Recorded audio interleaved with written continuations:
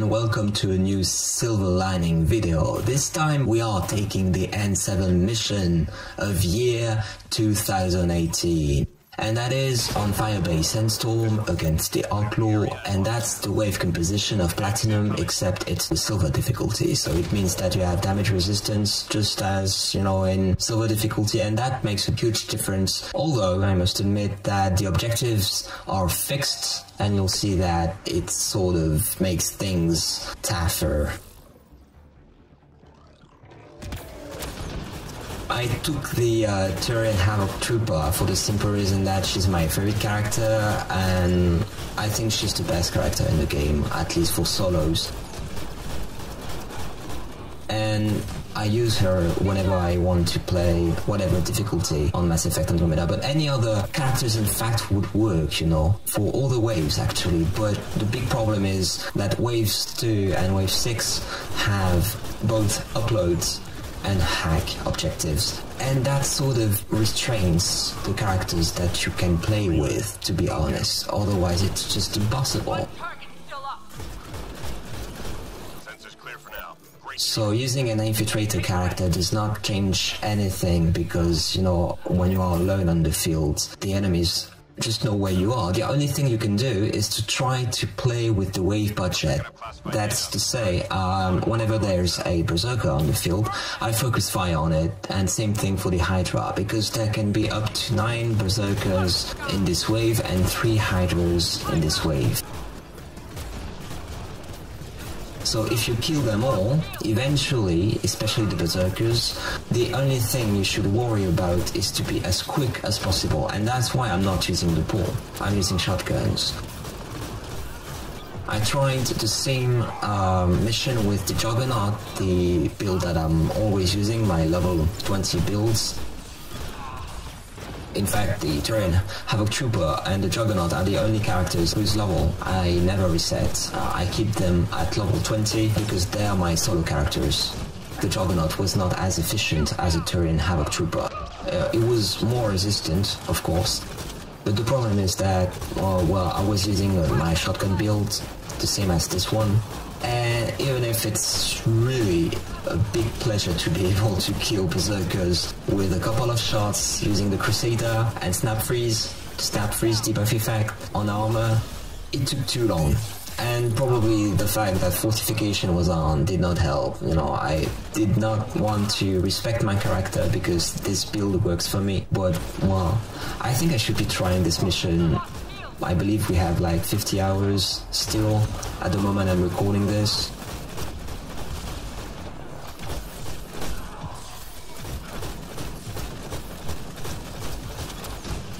That's the kind of, you know, opportunities I really like.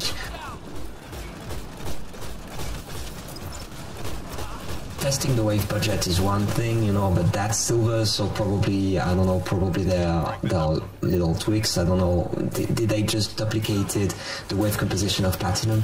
It seems to be like this, indeed. Another possibility I could use with this mission would be a Sentinel character, or any character that has barricade, because that helps, you know. You'll see that wave 6, the area I got was not easy because it was not open space, but you don't really care on wave 6, there are no observers, so being open or not does not really change anything except for anointed. Well, they can be really, really boring as well, but still. The area was indoor. The problem is that there were like 3 ways to come in, and I'm alone, so flak cannon for this reason is just perfect because it deals area damage.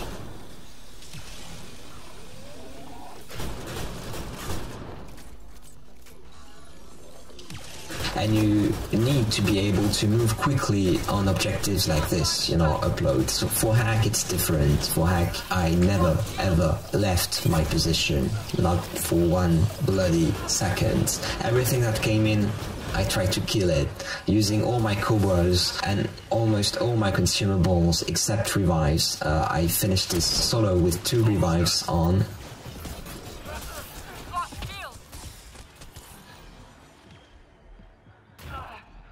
Well, I used a third revive at the very last moment because I got killed, but still.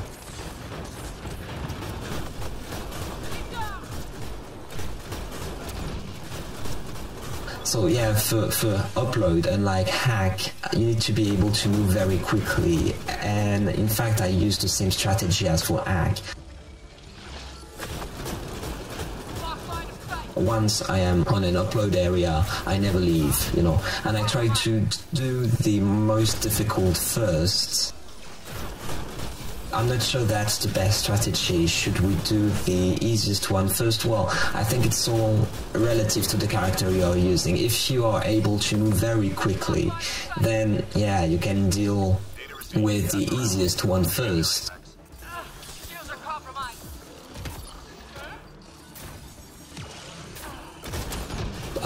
Yeah, I'm not sure, because the hardest ones, well, until you didn't kill all the berserkers and hydras on this wave 2, then it's going to be difficult, whatever the area is, so why not use the easiest one first? I don't know.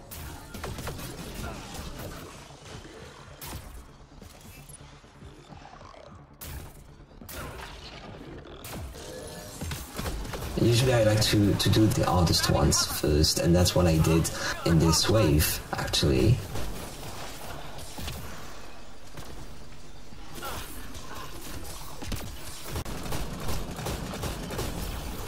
Well, the second area was the easiest, but the first one was not.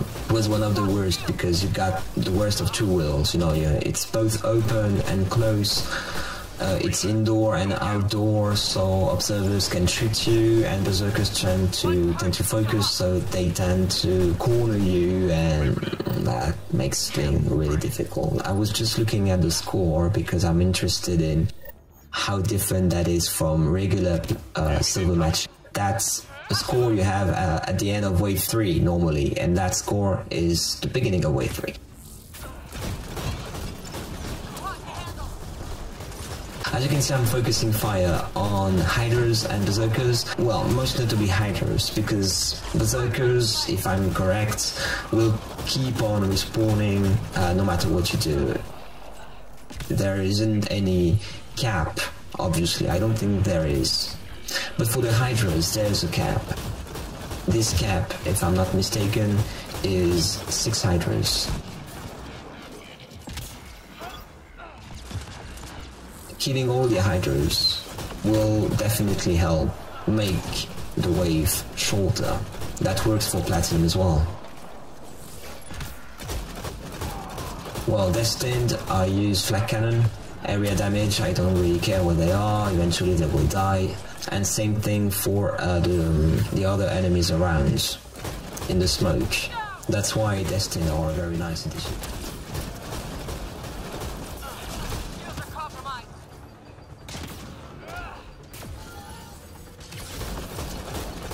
So I'm not even sure that they get the same cap, you know, because, well, it's silver after all. So probably, I don't know, the final budget for each wave was reduced, because it seems to me that I didn't kill many hydras, or probably my cap is wrong, but I'm almost sure it isn't. The only thing I can remember with this wave is that berserkers come in unlimited number, so why not focus fire on them? There's only 2 of them now. Enemies clear. Stay alert. Damn straight. So yeah, wave 4, devices. The 2 berserkers can be annoying, but at least there are only 2 berserkers. So devices, I go on the roof so that I just know where the 2 berserkers are. You can hear them from afar, you know. And I also do flak cannon to stun all the enemies around, so that, you know, they have to restart their animations, they take some damage, DOT more precisely. While I was hacking the first device, you could probably see, I don't know if you did, the shields of the anointed breaking up. I was disabling the device, so the fact that he lost his shields was because of flak cannon and DOT damage over time.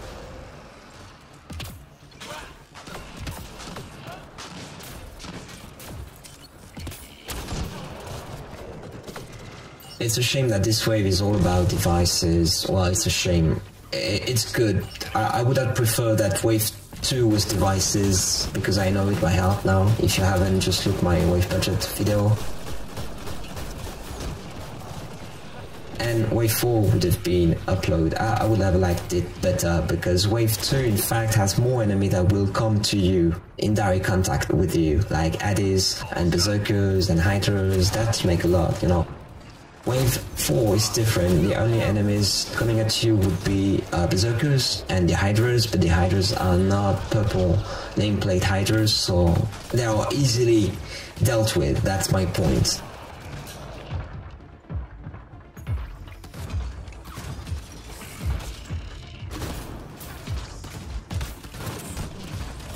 I don't like this situation.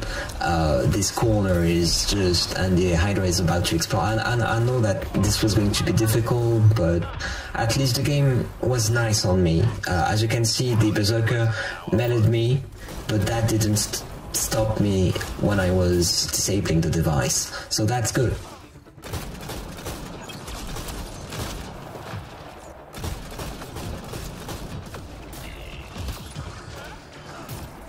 So had the objectives been different, I would have been able to test the budget and see how many Hydras you can kill in this wave. I don't know, probably I got confused. Probably wave 3 has less Hydras than 6, and wave 4 is 6. I'm not sure, you know.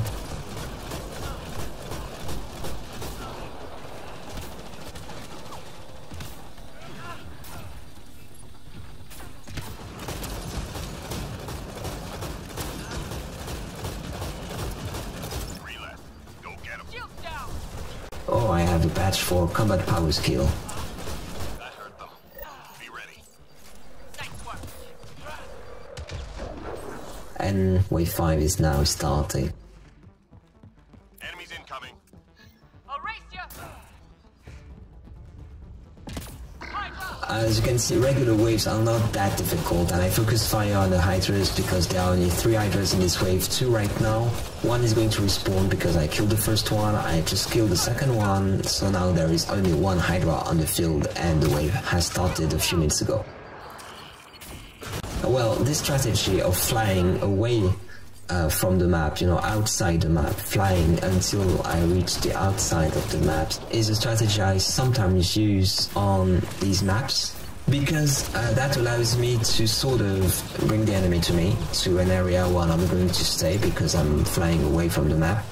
So that's a good way of confusing the enemy, and then I go back to where I started. That sort of is, well, simply a way of dealing with the enemy quickly and, you know, safely as well.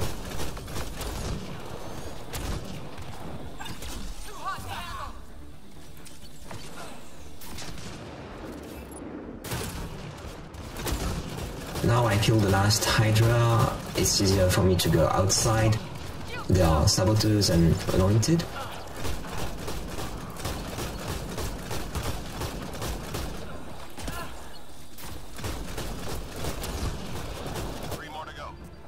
And that's the thing with the Outlaw, that's what makes the Outlaw faction interesting in the end.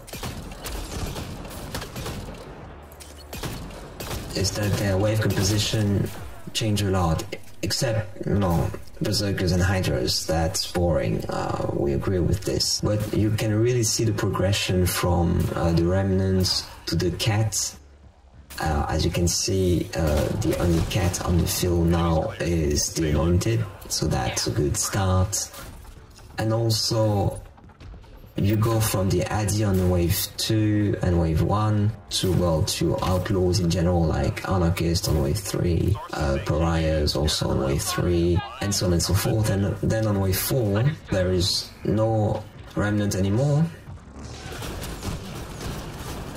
And the cats, which are more military than the others, come in, so that really, you know, paces the rhythm of the wave.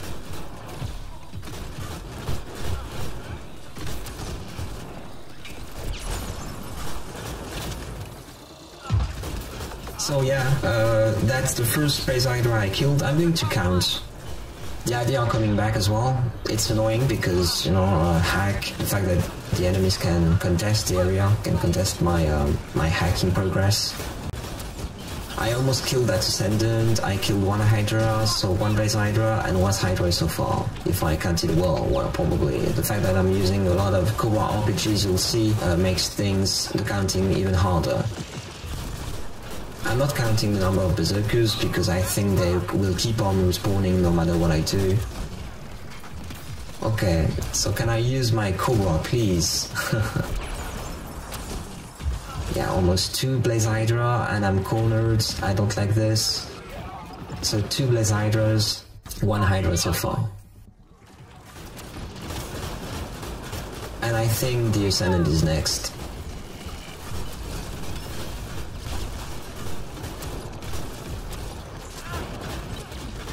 While the Hydra was cornering me, I don't know if you noticed the design of the Blaze Hydra with the number of victims engraved on its armor. I don't know how to explain this, you know, like prisoners counting days.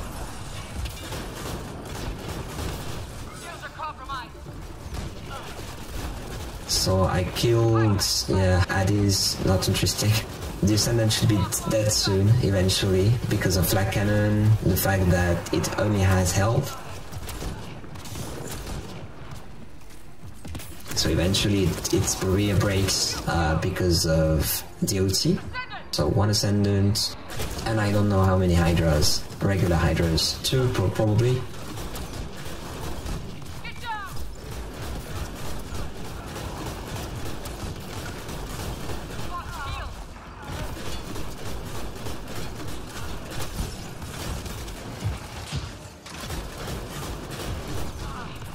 As long as the Ascendants stay away from the area, that's fine. Really. It does not annoy me too much. It's silver after all, so the overall damage output the enemy deal is fine. Especially for the Turian Havoc Trooper. There's no worry about it. And you'll see, in the end, you completely forget about the Berserkers. They become the mooks, you know. And the Anointed, well, that's why I'm staying in the air, because if I stay in cover, they will come to me, like they are right now, because I dropped. If I stay in the air, the Anointed will stay in the distance, and they will shoot their solid weapon. That's why I try to stay right in the middle of all the openings so that the Anointed will not come in the room. Same thing for the Hydras, in fact. Same thing for the Hydras. The Hydras, the moment it sees you, it will try to shoot you, so if you are in cover, it will not try to shoot you and it will come to you, so that's not good.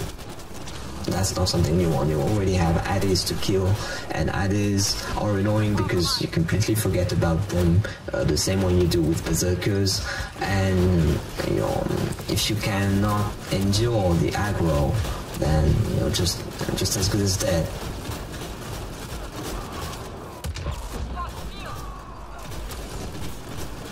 And where is the next Blaze Hydra? Because I'm not keeping the count now.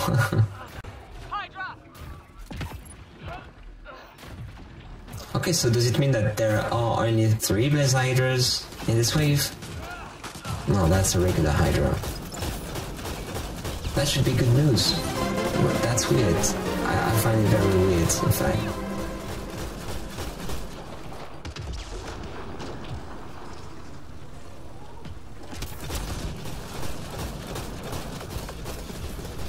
So yeah guys, there is a finite number of Blaze Hydras on wave 6. But I mean, that's the Outlaw faction. In my opinion, it's not the easiest one to solo against in Platinum. Except if you're using the Avenger, like I did in my Platinum guides, how to solo easy with the Avenger. And when I say easy, it's like, I think it's really easy, really. So 2 Ascendants, yeah. I should have focused fire on the Ascendant though. I will try to play it again and focus fire on the Ascendant exclusively just to see how many there are. And now Extraction, so yeah, nothing really interesting about it though. 2 Berserkers, you can see.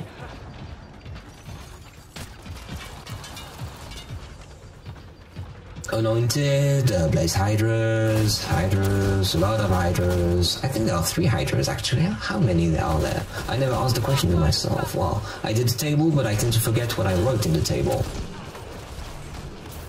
Sometimes I do remember, sometimes I forget. So yeah, one ascendant that I was aware of. Yeah, Descendant has a purple nameplate. So 1 Blaze Hydra there.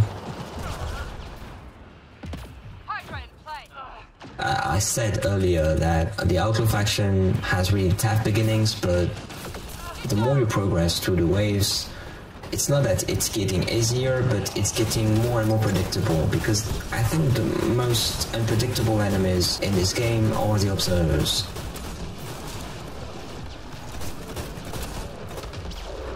Sometimes they can even go through walls. It's very weird, you know, so they are sort of unpredictable. The remnants in general, I'm thinking about the destroyers as well, they can be quite unpredictable. The Hydras can be as well, but, well, not as much as destroyers and observers.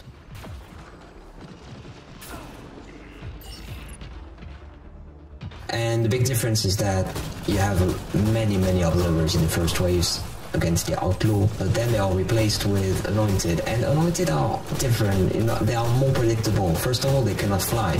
That's, you know, that's a big difference to start with. And then it's easier to stun them or to, for instance, trigger their melee animation, which can save your life actually. That's the moment I died, I knew that, and there. Well, it's better now than a few seconds later. Had it been a few seconds later, this mission wouldn't have been posted online, of course, because this wouldn't have been a successful mission. Thank you for watching this video. I hope it helped understanding how this silver/platinum gameplay type of gameplay works. It's another option that BioWare should have included in this game, really. They should have reworked the entire multiplayer system just to make something new out of it and, you know, closer to the new, well, features we have. Thank you for watching this video and see you in the next one. I Exalt out. Bye.